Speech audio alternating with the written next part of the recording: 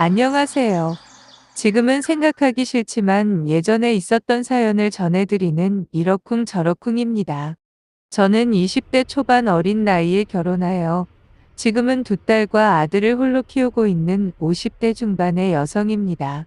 남편은 20년 전 새벽에 회사를 출근하다가 무보험 음주 차량과 충돌하여 저 세상으로 가버렸고요. 가해자도 사망하여 보상금도 한 푼 받아내지 못했습니다. 30대 중반의 남편을 떠나보내고 홀로 3명의 자녀들을 가르치고 올바르게 자랄 수 있도록 좋은 환경을 만들어주기 위해 정말 최선을 다해 일을 하여 악착같이 돈을 벌기 시작했습니다. 처음에는 파출부나 건물 청소부 등 안 해본 일이 없었고 이런저런 일을 하다 보니 적성에 맞는 일을 찾게 되었습니다. 그것은 바로 과일도 팔고 김치도 파는 부식가게였고 어느 정도 노하우를 쌓은 뒤 변두리 점포세가 싼 곳에 제 가게를 오픈하게 되었어요. 물론 처음 해본 거라서 시행착오도 많았고요. 오픈 후 몇 달 동안은 떼어다 놓은 채소나 과일들이 잘 팔리지 않아 썩어버리거나 시들어서 버려진 것들이 대다수여서 손해를 많이 보곤 했습니다. 그렇게 시행착오를 겪고 있던 중 우리 가게 주변으로 아파트 단지들이 많이 들어오고 마트들도 점점 생겨나기 시작했습니다. 그러나 저는 마트와 경쟁하기엔 너무 버겁고 힘들었어요. 그래서 고민하고 연구한 결과 질 좋은 상품들을 마진을 적게 보고 마트나 슈퍼보다 아주 저렴하게 파는 전략으로 장사를 해나가기로 했습니다. 6개월 정도 지났을 무렵 주변 사람들의 입소문 덕분인지 조금씩 손님들이 늘어나기 시작했고 과일과 김치가 맛있다고 하며 칭찬해주며 다시 재방문해 주시는 단골 고객들이 많아지기 시작했습니다. 어느 순간 우리 가게는 마트보다 더 싱싱하고 맛있고 더 저렴한 상품을 판다고 소문이 나서 가게 매출은 기하급수적으로 늘어나 하루 매출이 60에서 700 정도가 되었고 한 달 매출이 1억 5천에서 2억이 넘는 가게로 성장해 나가기 시작했습니다. 그래서 혼자 하기엔 버겁기 시작하여 점점 직원들을 1명, 2명 채용하게 되었고 이모님 2명과 배달 직원들까지 두게 되었어요. 저는 더 질 좋은 상품들을 판매하기 위해 농민들과 직거래 계약을 하여 직접 구매를 하기도 했습니다. 아이들을 잘 키우고 싶었기 때문에 교육 비용에 많이 투자를 했어요. 아이들은 아빠와 저를 닮아서인지 공부도 참 잘했고 모범생으로 자랐고 장학금도 받게 되었습니다. 그렇게 해서 큰딸은 인류대학을 나와 우리나라 굴지의 기업의 연구원으로 일하고 있고 둘째 딸은 의과대를 졸업을 하여 수도권에서 언니와 동생들의 돈을 빌려 병원을 개업하여 운영하고 있습니다. 막내 아들도 공무원 시험에 합격을 하여 국가공무원으로 일하고 있어요. 이만하면 여자 혼자 어려운 살림살이에서도 자식 농사를 잘 지었다고 자부하고 다녀도 되겠죠. 남매 간에 서로 싸우지도 않고 서로를 아끼며 잘 커줘서 얼마나 고마운지 모르겠어요. 눈에 넣어도 아프지 않을 우리 아이들은 벌써 결혼 정년기에 접어들고 있는데요. 다행히 딸이나 아들 모두가 사귀는 친구가 있어서 언젠간 결혼할 때가 되면 데리고 온다고 하더라고요. 벌써 우리 애들이 더 커서 결혼할 나이가 되었다니 아빠 없이 자란 우리 아이들을 생각하니 눈물이 나오지만 이제는 힘든 것도 없고 행복한 일만 남았으니 좋은 생각만 하려고요. 자식 이야기 그만하고 제 가게 이야기 더 할게요. 저는 과일과 야채 그리고 김치 등을 파는 일을 오래 하다 보니 손님들과 별의별 일들이 많이 있더라고요. 손님 중에는 대부분이 좋으신 분들이지만 그 중에 몇몇 정도는 너무 까탈스럽고 못된 손님들도 있습니다. 수많은 단골 손님 중에 오늘은 까탈스러운 손님을 소개해 보려고 합니다.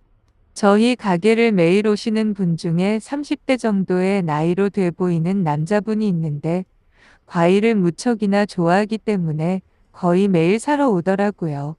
그런데 이상하게도 자기 동네 마트는 안 가고 꼭 우리 집만 오는데 너무 까탈스러워 안 왔으면 싶을 때가 참 많았어요. 그 손님은 겉으로는 키도 180 정도 되고 인물도 영화배우처럼 잘생겼고 목소리도 좋은 총각이더라고요. 그러나 그 청년의 성격을 보면 정반대입니다. 어느 날 제일 큰 수박을 사갔는데요. 사가면서 저에게 이모, 이 수박 싱싱하고 달고 맛있겠죠? 나 수박 맛없는 거 안 먹는 거 이모도 잘 알잖아요. 하며 물어보더라고요. 저는 그 청년에게 방금 밭에서 가져온 거라 싱싱하고 맛있을 거라고 해 주었습니다. 그런데 몇 시간 뒤 총각은 수박을 가져오더니 수박이 시들어 썩어 빠진 데다가 맛없는 수박을 맛있다고 거짓말을 했다는 거예요. 자기랑 하루 이틀 거래하는 것도 아니면서 과일 가지고 왜 장난질하는 거냐면서 수박을 제 가게 앞에다가 내동댕이를 치는 겁니다. 여러분 한번 상상을 해보세요. 그래서 박살나버린 수박을 제 손으로 집어서 먹어보니 너무나 달고 맛있고 아무런 문제가 없더라고요. 그래서 그 총각에게 늘 총각이 맛있어 하던 그 수박인데 왜 그래?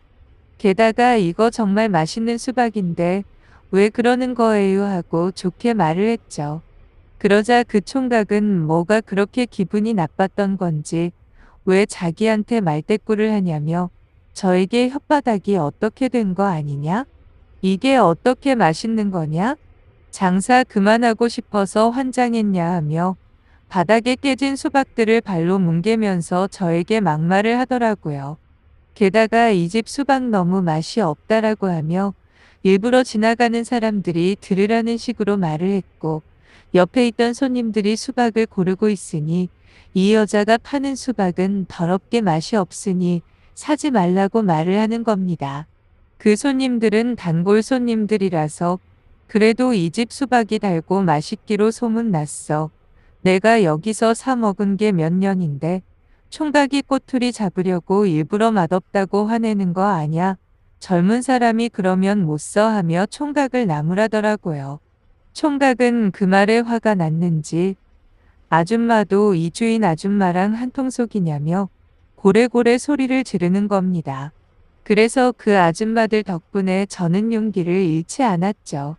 그 손님들도 젊은 사람이 이상하다며 혀를 끌끌 찼지만 저는 별 수 없이 새 수박을 맛을 보게 하고 다시 가져가라고 했더니 이제야 말이 통한다면서 다음에 또 그러면 인터넷에 막 뿌린다고 하네요.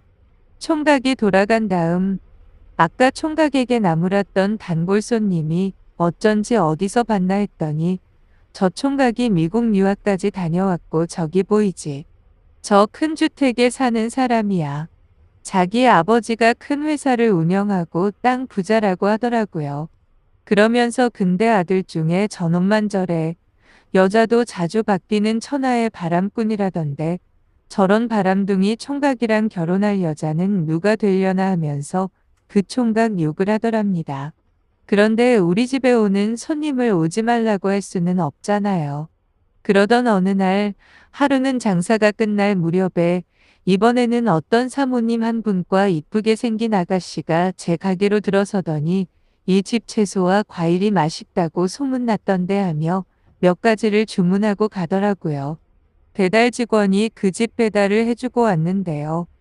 그 집 안까지 갖다 달라고 해서 가져다 줬더니 집 안이 궁궐처럼 꾸며져 있었고 외관도 어마어마하더라는 말을 해주더라고요. 그날 장사를 마치고 집에 들어가니 딸들은 자기들이 엄마 생활비와 용돈을 다 드릴 테니 장사를 그만두는 게 어떻겠냐고 묻는 겁니다. 그러나 지금까지 일을 해왔고 니들 결혼하고 손주 손녀들을 낳으면 아이들까지 잘 키우고 싶다며 그때까지 돈이 있어야 하니 장사를 하겠다고 말을 했습니다.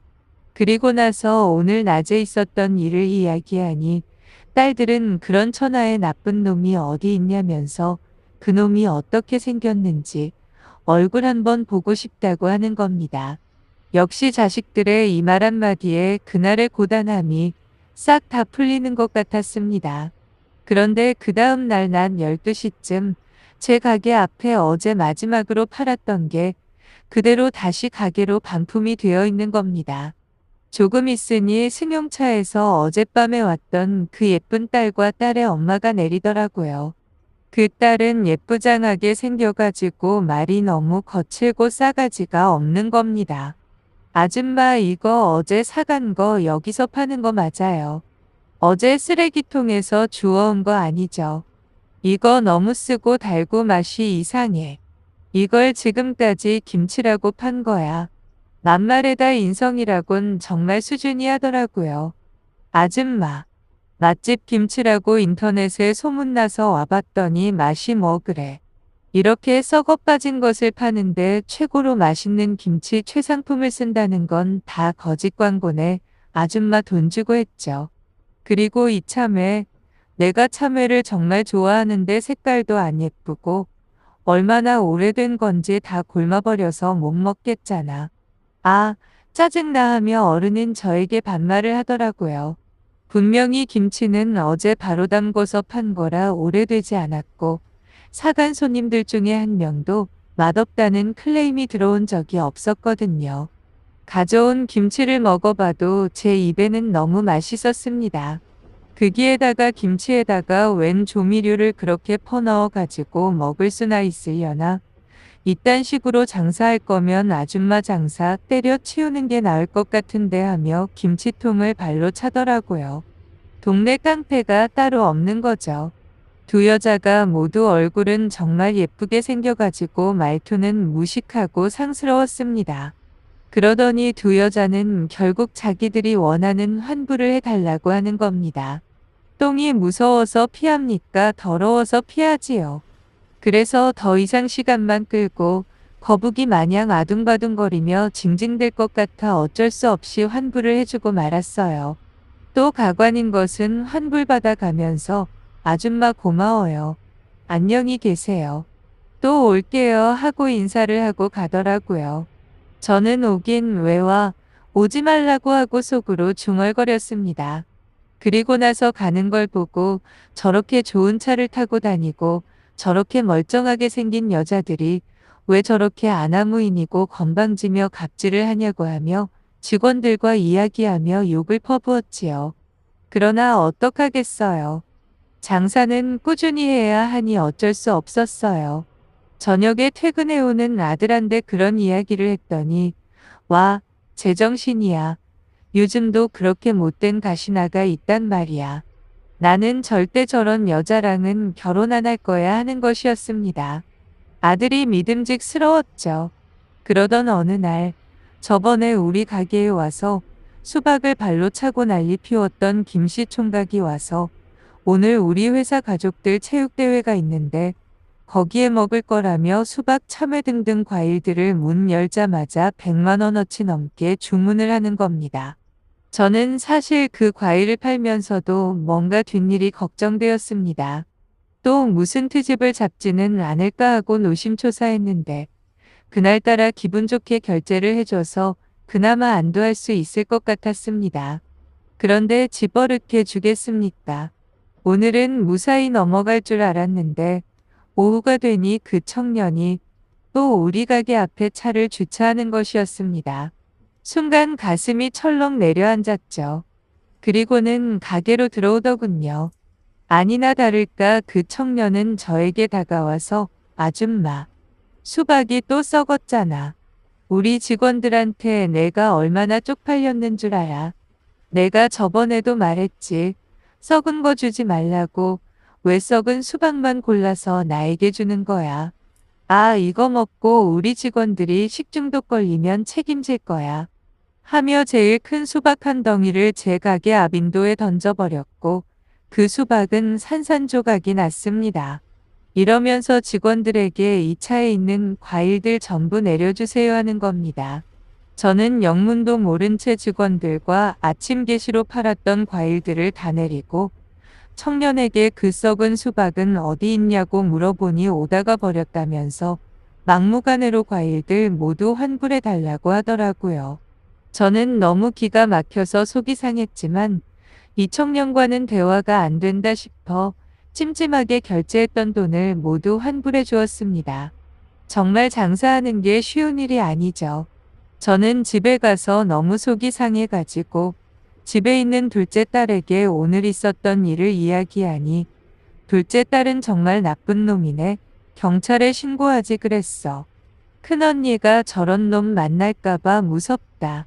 지금 만나는 사람도 잘 살펴봐야겠네 하고 말을 했습니다. 그리고 저는 둘째 딸에게 만나는 남자가 뭐 하는 사람이냐고 물어보니 어느 회사 부사장이라고 하더라고요. 저는 젊은 사람이 어떻게 부사장이래 하고 물어보니 자기 아빠가 사장이니 자연스레 부사장이 되었다고 했습니다. 그리고 그 집 가족 모두가 둘째 딸 병원 단골 손님이라고 말을 해주었고요. 그 집 식구들을 치료하면서 자주 만나다 보니 그 아들에게 반해버렸고 사랑하게 되었다고 합니다.